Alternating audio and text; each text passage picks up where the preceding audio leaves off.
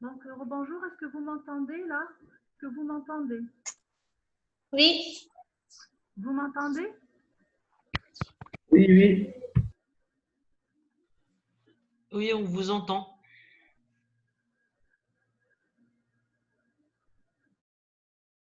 Donc, on va démarrer dans quelques minutes. Donc, je vais suspendre, puis on va reprendre. Donc, pour que ça ne soit pas réduit de notre durée.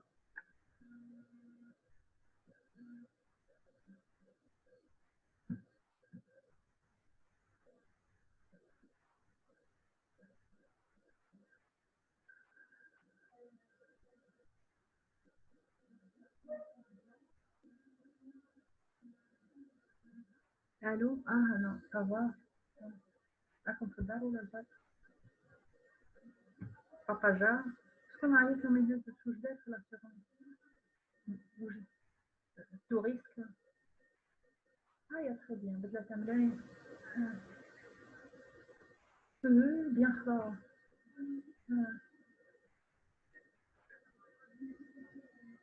مليحة. هكا راني ترونكيل. سما زاد مليون ونص زاد مليون وحاجة.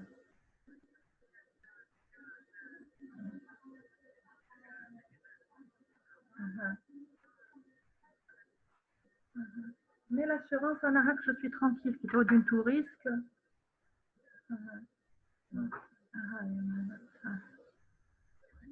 مازال تاني في الياسين.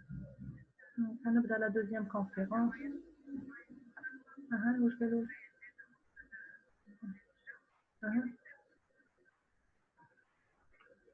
ما كان والو pour le moment.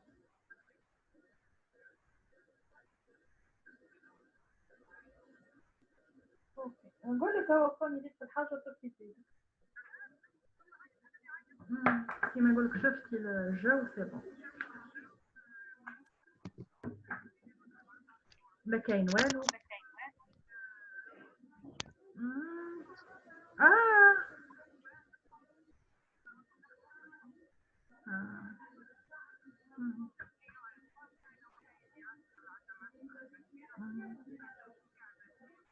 سكتوا فيه ان شاء الله. اوكي انا راني درك نبدا درك باسكو حابه نكملها بكره. هاي انا صح.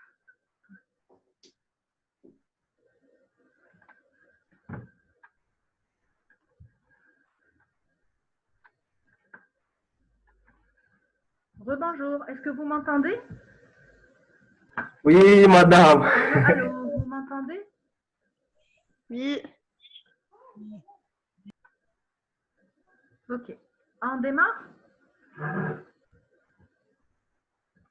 Donc, le Oui. cours de notre deuxième session de cette matinée s'intitule Règles de prescription des anti-inflammatoires non stéroïdiens, donc que je vais appeler pendant toute la durée du cours par l'acronyme INS.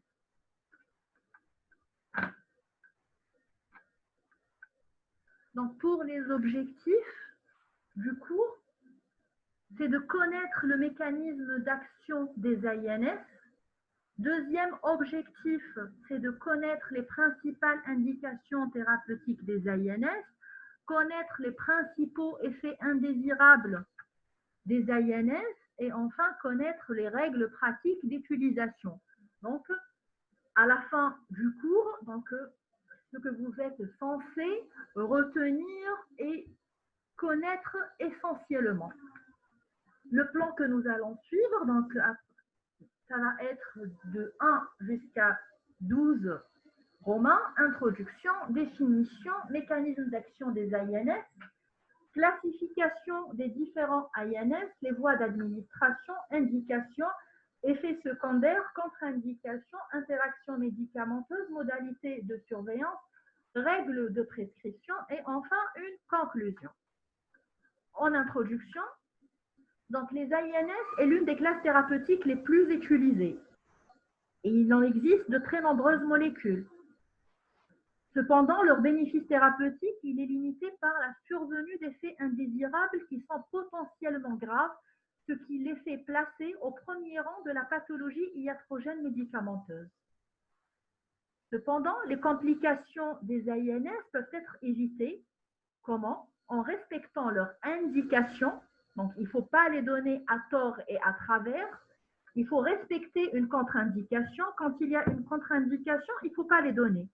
Et respecter les recommandations ou les règles pratiques concernant les modalités de leur prescription. Il existe un phénomène dangereux qui participe à une augmentation du nombre des complications sous AINS, c'est la vente libre de cette classe thérapeutique en automédication. Donc, comme vous savez, quand on veut acheter un AINS, donc on va en pharmacie et on demande. Donc, et c'est délivré sans ordonnance.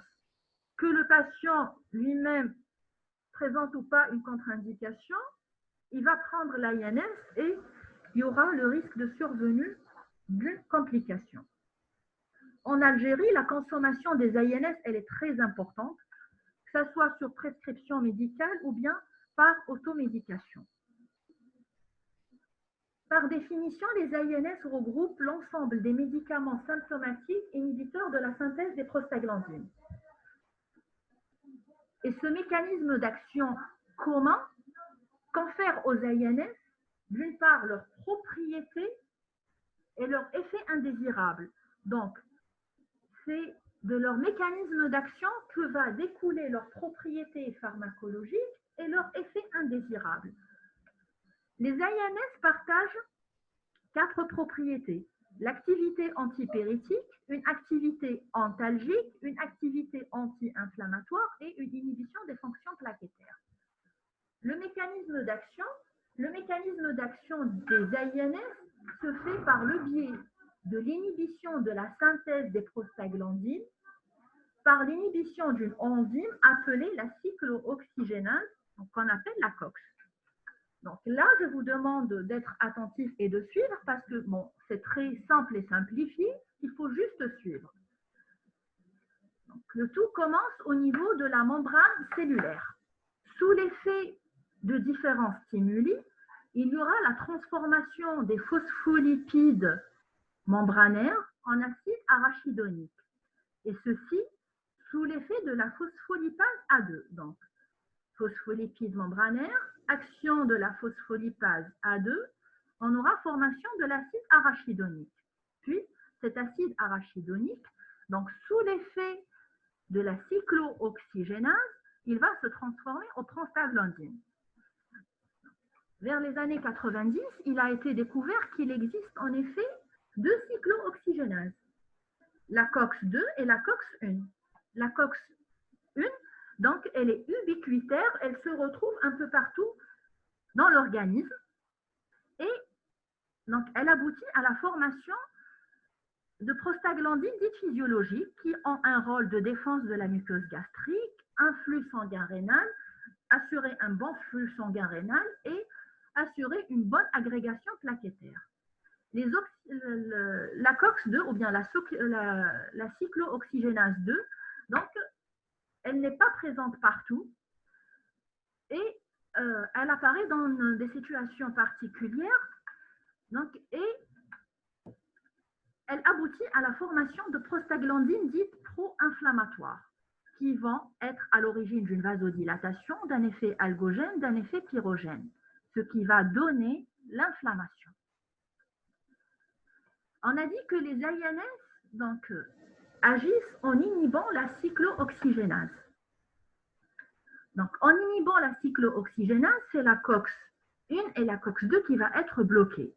Et en bloquant la COX-1 et la COX-2, on aura d'une part l'absence, donc en bloquant la COX-2, on n'aura pas donc, la fabrication des prostaglandines pro-inflammatoires. Et on aura les effets bénéfiques ou bien les effets thérapeutiques des AINS. Donc, nous, on cherche donc, à contrôler cette inflammation. Donc, on aura un effet anti-inflammatoire, un effet antalgique et un effet antipyrétique. Donc, il n'y aura plus d'inflammation. Mais en même temps que la COX-2 est bloquée et qu'on a obtenu les effets bénéfiques, la COX-1 est bloqué. Alors, on n'aura plus de fabrication des prostaglandines physiologiques.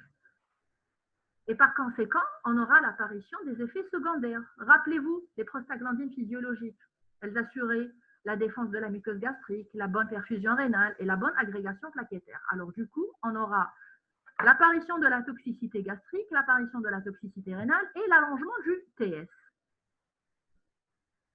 C'est clair? C'est clair pour le mécanisme d'action? Donc là, c'est très schématique, c'est très simplifié. Est-ce que c'est clair en continu? Oui, en continu.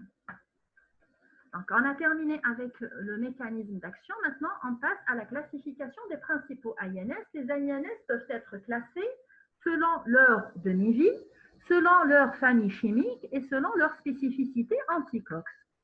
Donc, selon leur demi-vie, donc la classification selon la demi-vie, ça va nous aider dans le nombre de prises quotidiennes. Donc, on a des INS à demi-vie courte. On a des INS à demi-vie intermédiaire, à demi-vie longue. Et les INS qu'on dit à libération prolongée, là, c'est une forme galénique. Les INS à demi-vie courte, dans la demi-vie est inférieure à 6 heures. Donc là, c'est des INS qu'on aura à prescrire en plusieurs prises par jour. Donc, en moyenne, 3 prises par jour. Les INS à demi-vie intermédiaire, donc, ils ont une demi-vie qui se situe en intermédiaire en moyenne de 12 heures. Donc là, on aura à les prescrire 2 fois par jour.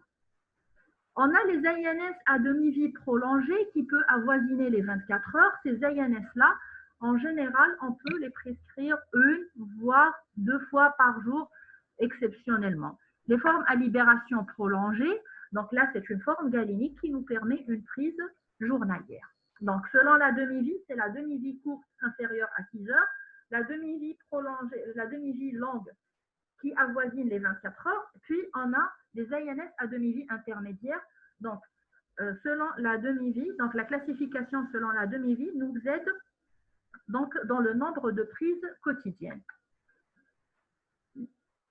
La classification selon la famille chimique. Donc, il faut connaître les familles chimiques des INS. On a la famille des salicylés, la famille de l'acide aryl carboxylique, la famille des acides anthraléniques appelés aussi les phénamates, la famille des coxibes, la famille des oxycains, la famille des indoliques, la famille des pyrazolés et les autres INS. Donc, gardez des exemples pour chaque famille.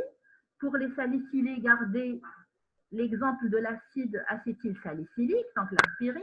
Pour la famille des aryles carboxyliques, gardez l'exemple de l'ibuprofène, du kétoprophène, du naproxène et du diclofénac, parce qu'on les prescrit largement et très souvent. L'ibuprofène, c'est le sapophène.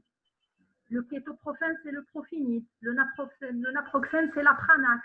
Le diclofénac, c'est le voltaren. Pour les acides anthraléniques ou les phénamates, gardez comme exemple l'acide muflinique. Pour les coxibes, gardez le sélécoxib, c'est le fameux Célébrex. Pour les oxycains, gardez l'exemple du pyroxycam, qui est le Felden. Pour les indoliques, l'indomécacine. Les pyrazolés sont représentés par le phénylbutazone. Donc, la classification selon la famille chimique, donc, elle est intéressante quand le patient il va présenter une allergie ou bien une réaction d'hypersensibilité. Donc, quand il va présenter, par exemple, une réaction sous diclofénac, ben, on va éviter les autres INS qui appartiennent à la même famille que le diclofénac. Donc, c'est-à-dire qu'on va éviter la famille de l'acide aryl carboxylique. Donc, les INS peuvent être classés aussi selon leur spécificité anti-COX. Il y a les INS classiques qui vont inhiber d'une façon non spécifique la COX, donc ils vont inhiber à la fois la COX-1 et la COX-2. Il y a ceux qui sont dits anti-COX-1 préférentiels. C'est l'exemple de l'aspirine à faible dose utilisée comme anti-agrégant plaquettaire. Il y a les anti-COX préférentiels. Et il y a, anti-COX-2 préférentiels, et il y a les anti-COX-2 sélectifs. C'est le sélécoxib. Les anti-COX de sélectifs donc, se démarquent des autres classes par leur moindre risque ulcérogène et l'absence d'effets anti-agrégants plaquettaires. Les voies d'administration, il faut savoir qu'elles comportent toutes les mêmes risques. Plus,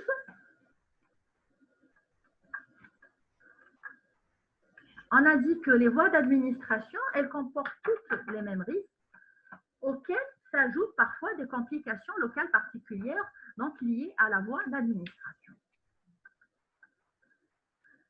Pour les voies d'administration, on a les voies générales, donc la voie orale, c'est la mieux adaptée pour les traitements prolongés, la voie rectale, donc c'est les suppositoires, la voie intramusculaire, elle est intéressante quand l'administration orale n'est pas possible. On l'utilise donc en général dans un contexte d'urgence, donc rapidité d'action, pas vraiment, mais la majorité des malades se sentent soulagés quand c'est administré par voie IM. Il y a une composante de placebo dans ça. Il faut aussi limiter l'usage de la voie IM à des cures brèves qui ne dépassent pas les 2-3 jours parce que bon, il y a des risques donc d'abcès fessier. Donc il faut limiter la voie IM. On a souvent dans la consultation, on a des malades qui réclament la voie IM. Mais autant que prescripteur et connaissant les risques, il faut la limiter à des cures brèves.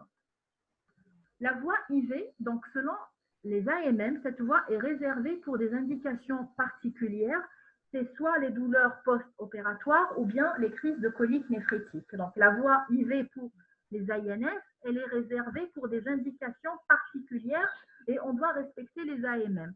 Donc la voie IV, c'est essentiellement douleurs post-opératoires et crise de colique néphrétique. Les voies locales, c'est les applications de gel et de pommade d'INS qui peuvent souvent soulager des douleurs qui sont liées à une entorse bénigne, une contusion, une tendinite ou bien une arthrose des petites articulations. On a aussi les patchs qu'on peut appliquer donc, sur la zone douloureuse. Les formes locales ou bien les voies locales exposent à des réactions d'hypersensibilité locale, voire même générale, du fait du faible passage systémique des INS. Donc, des réactions générales pour les formes locales, donc on ne les voit pas souvent, c'est assez rare, mais quand même, il reste un petit passage systémique. Les indications des INS, essentiellement en rhumatologie, au cours des rhumatismes inflammatoires aigus et chroniques, au cours des arthrites microcristallines, au cours des spondylarthropathies, au cours des arthroses, soit périphériques ou rachidiennes, dans les pathologies discales et aussi dans les pathologies abarticulaires, donc tout ce qui est tendinite et bursite. Les indications hors indications rhumatologiques, donc en gynécologie, c'est essentiellement les dysménorrhées. En urologie, c'est la colique néphrétique. Les INS sont aussi indiqués et prescrits en ORL et en stomatologie. Ils sont indiqués dans les douleurs post-chirurgicales et aussi dans les traitements de la douleur en cancérologie. Les effets secondaires. On commence par les effets secondaires digestifs qui peuvent être bénins ou bien au contraire graves. Les effets indésirables bénins sont représentés par la dyspepsie, les épigastralgies, les nausées, les vomissements. Les effets indésirables graves, c'est l'ulcère gastro-duodénal qui peut se compliquer d'hémorragie digestive, comme aussi on peut avoir des perforations digestives de différentes localisations. Les effets secondaires rénaux, donc on peut avoir une rétention hydrosodée qui va se traduire par l'apparition d'œdème des membres inférieurs, une élévation de la pression artérielle, ou bien révélée par la décompensation d'une cardiopathie congestive. Comme effet rénaux aussi, on peut avoir une insuffisance rénale aiguë qui peut être inaugurée par une oligurie. Dieu merci, elle est réversible à l'arrêt des INS et elle est favorisée par une hypoperfusion rénale préalable et par la prise des IEC et des ARAD. Les effets secondaires hépatiques, ils impliquent l'arrêt du traitement. Ça peut être des hépatites de gravité variable, c'est-à-dire d'une simple élévation, c'est-à-dire d'une élévation des enzymes hépatiques, donc de la cytolyse, de l'augmentation des transaminases, jusqu'à l'hépatite fulminante. Le mécanisme de cette atteinte hépatique, il peut être toxique, il peut être immunoallergique, comme il peut être mixte. L'atteinte, les effets secondaires hématologiques, on peut avoir des cytopénies variables, on peut avoir des leucopénies, des agranulocytoses, des thrombopénies, donc on peut avoir des cytopénies variables et variablement associées. Les réactions cutanéo-muqueuses et hypersensibilité. On peut avoir des syndromes urictifs de tout type bénin, c'est-à-dire des éruptions de toute forme, mais qui sont bénignes. Cependant, les réactions cutanées peuvent être plus graves, telles que le syndrome de Stevens-Johnson, le syndrome de Lyell. On peut avoir un purpura vasculaire. Comme réaction d'hypersensibilité, on peut avoir de la stomatite, de la rhinite ou bien un bronchospasme. Et aussi un œdème de Puig, voire même un choc anaphylactique. Les effets secondaires cardiovasculaires, donc bien que ce risque est faible, il reste décrit pour tous les INS et il a été constaté qu'il y a un risque de survenue d'événements thrombotiques, à savoir IDM et AVC, d'autant plus rattaché à une élévation de la pression artérielle systolique. Donc là, il faut vraiment faire attention au terrain sur lequel va être prescrit l'INS. Donc, pour la grossesse, au cours de la grossesse, la prescription des INS peut entraîner une inhibition de la COX-2. Et par ce biais-là, les INS vont exercer une activité tocolytique qui va exposer le fœtus à une fermeture prématurée du canal artériel et une insuffisance rénale, et ceci se voit surtout à partir du 6e mois de grossesse. Autre effet secondaire, c'est les troubles neurosensoriels. On peut avoir des céphalées, des vertiges et des acouphènes. Les contre-indications des INS. Les contre-indications sont claires. On a l'allergie connue aux médicaments et aux molécules apparentées. Donc, quand vous avez une allergie, il ne faut plus prescrire cet INS ou bien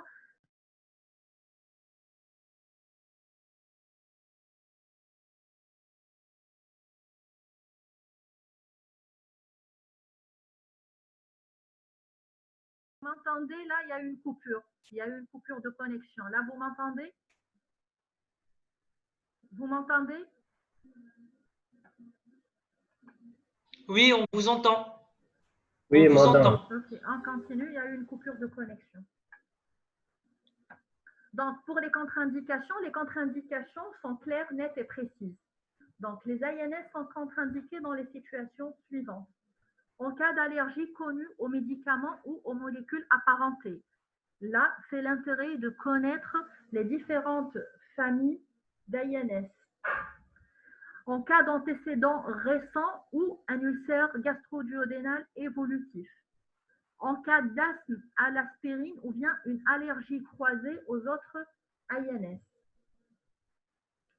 En cas d'insuffisance rénale ou bien en cas d'insuffisance rénale sévère ou d'insuffisance hépatique, en cas de grossesse et d'allaitement, en cas de maladies hémorragiques connues, en cas de troubles de la coagulation connus, il faut proscrire les injections par voie intramusculaire, parce que ça va favoriser donc tout ce qui est hématome avec risque de sa surinfection. Si le patient il présente un passé de rectoragie ou de rectite, donc l'utilisation des suppos est contre-indiquée.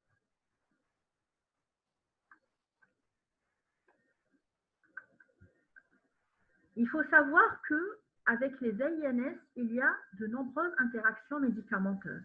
Il y a des interactions entre les INS et les différentes classes thérapeutiques. Donc, ces interactions sont à connaître.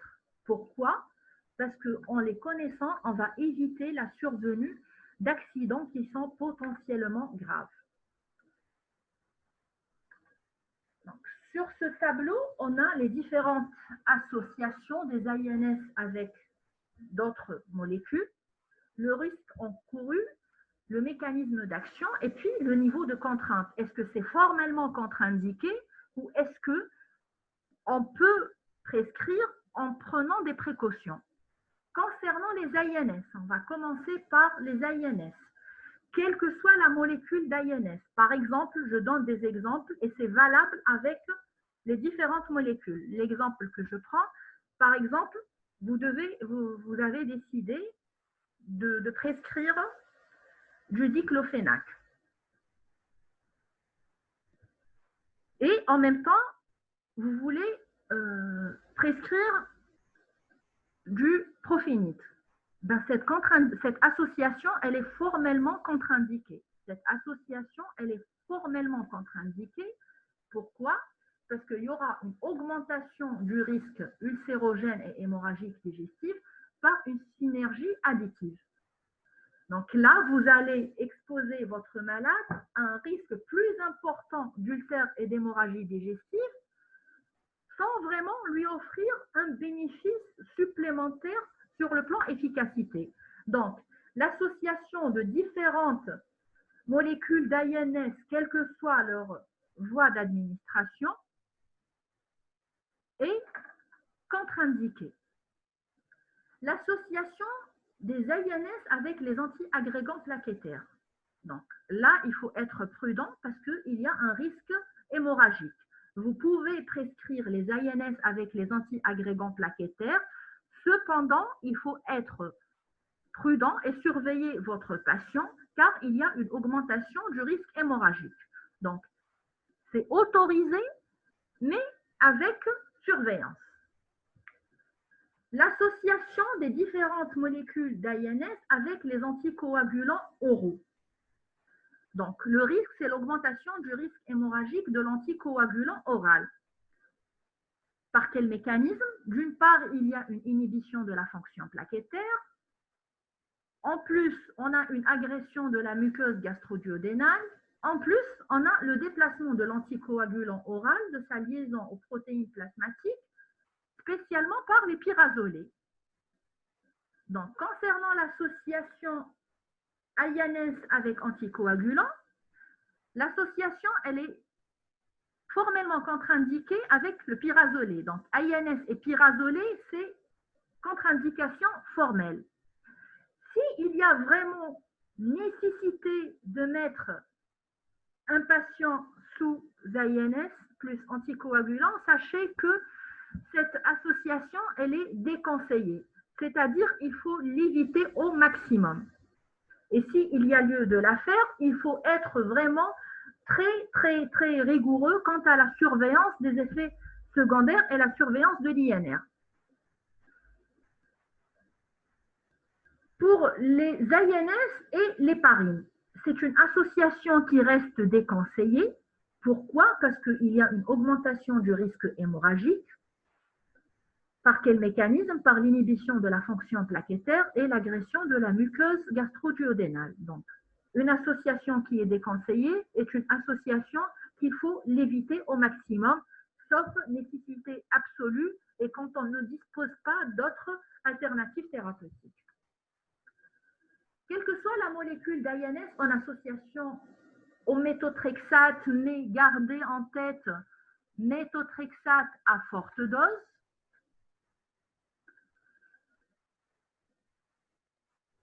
on aura un risque d'augmentation de la toxicité hématologique du méthotrexate. Comment? Par le déplacement du méthotrexate de sa liaison protéique plasmatique.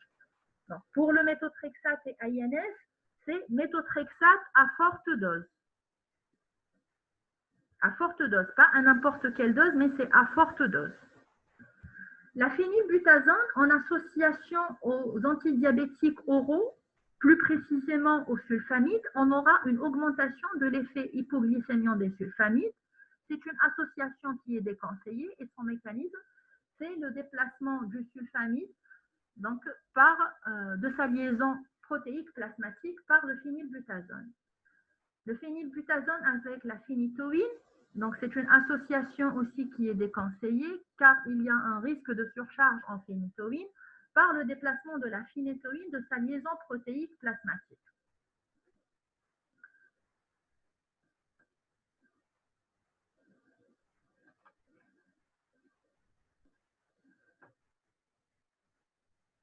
quelle que soit la molécule d'INS en association au diurétique, donc c'est une association qui reste déconseillée parce qu'il y aura un risque d'insuffisance rénale aiguë qui est d'autant plus potentialisé par l'association des IEC. Donc, c'est une association qu'il vaut mieux éviter. Il vaut mieux éviter. Donc, pour l'association au lithium, il y aura un risque de surdosage en lithium. Il y aura un risque de surdosage en lithium. Il y aura un risque de surdosage en lithium.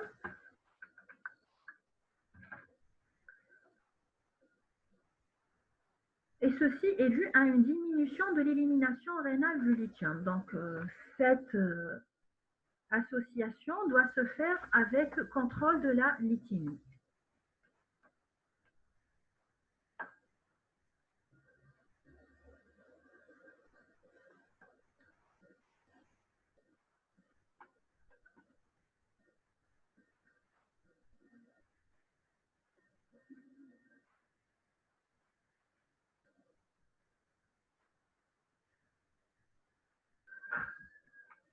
Donc, vous m'entendez là? Vous avez l'écran? Est-ce que vous avez l'écran? Est-ce que Oui. vous avez l'image? Oui. Vous avez l'image? Oui. Vous avez l'image? Oui. Oui, tout est clair. Oui.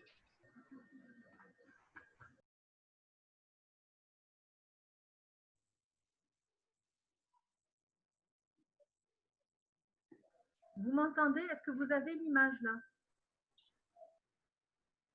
Oui. Vous m'entendez? Oui. Entendu. Oui. Oui. Oui. Donc, d'où l'intérêt, donc, vu les effets secondaires, vu les interactions médicamenteuses, d'où la nécessité de faire une surveillance des patients qui sont sous INS. Une utilisation prolongée des INS ne se conçoit pas sans une surveillance régulière. Donc, cette surveillance, elle est à la fois clinique et biologique. Cliniquement, la moindre des choses, à chaque consultation, de prendre la mesure de la pression artérielle et de vérifier la présence d'œdème des membres inférieurs chez notre patient. Et d'un point de vue biologique, donc vérifier régulièrement et d'une manière périodique l'hémogramme, les enzymes hépatiques et la fonction rénale.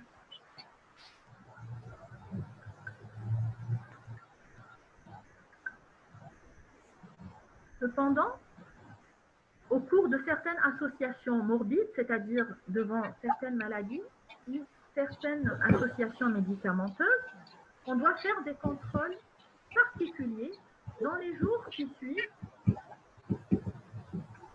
soit l'introduction de l'anti-inflammatoire non stéroïdien, soit s'il y a un changement de posologie, soit si on l'arrête. Donc, c'est-à-dire, on a un malade qui a une pathologie ou bien qui prend des traitements qui vont interagir avec les INS. Donc, il convient de faire des contrôles appropriés à chaque fois qu'on va soit introduire l'INS, soit qu'on va l'arrêter, soit qu'on va modifier la posologie. Exemple, pour les patients sous antivitamine K. Rappelez-vous que tout à l'heure, on a dit que c'est une association qui est déconseillée, c'est-à-dire qu'on doit l'éviter au maximum. Et si vous n'êtes pas apte ou si le patient n'est pas apte à faire une surveillance correcte, ne faites pas cette association. Parce que ce qu'il faut faire l'INR chez le patient. Si on va instaurer l'INS, si on va changer la posologie, soit si on va l'arrêter, et on doit le faire d'une manière plus rapprochée que d'habitude. C'est-à-dire que le patient doit être vraiment observant et le praticien ou bien le prescripteur, il doit être vraiment disponible. Il faut surveiller donc la pression artérielle si le patient est hypertendu sous traitement anti-hypertenseur. Donc, surveiller la créatinine et la diurèse si le patient il est à risque rénal. Donc, Si, par exemple, il prend déjà des IEC, s'il prend des diurétiques, donc là, il y aura un risque d'aggraver ou bien d'induire une insuffisance rénale, de vérifier l'état cardio-pulmonaire s'il y a un terrain de cardiopathie. Pour les règles de prescription, tout d'abord, il faut s'assurer du bien fondé de la prescription, c'est-à-dire qu'il y a vraiment une indication à mettre l'INS. Il faut rechercher les facteurs de toxicité digestive, cardiovasculaire et rénale. Si le sujet il est à risque digestif, si le sujet il est à risque cardiovasculaire ou s'il y a des risques de faire de la toxicité rénale. Il faut évaluer les comorbidités et tenir compte du terrain. Il faut respecter les contre-indications. Quand il y a une contre-indication, il y a une contre-indication. Il ne faut pas prescrire. Respecter les indications et la posologie. Et on opte pour la posologie la plus faible pour la durée la plus courte. Ne jamais associer deux molécules d'INS différentes. Jamais. Par contre, on peut alterner. Par exemple, on a commencé, exemple, par le diclofénac.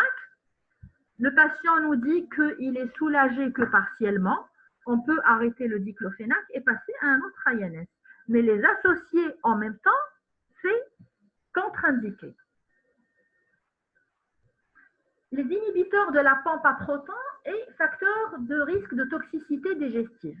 La prescription d'un antisécrétoire en association aux INS n'est pas systématique parce que parmi les pratiques répandues, c'est associer un IPP systématiquement à l'INS. Non, l'association IPP-INS n'est pas systématique.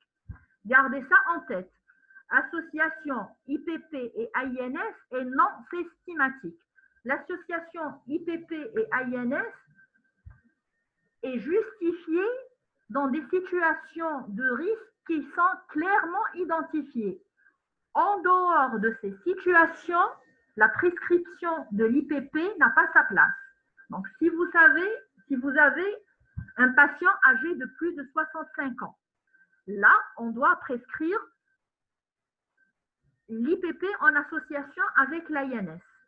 Si vous avez un sujet avec un antécédent d'ulcère gastrique ou duodénal, qu'il soit compliqué ou non, à ce moment-là, on doit associer l'IPP et en même temps, on doit chercher une infection à Helicobacter pylori et si elle y est, il faut la traiter. Il faut aussi associer l'IPP à l'INS si il y a une association à un antiagrégant plaquettaire et ou des corticoïdes et ou un anticoagulant. Donc, gardez en tête les situations à risque. S'il vous plaît, arrêtez le gribouillage sur l'écran. Donc, gardez en tête les situations à risque au cours desquelles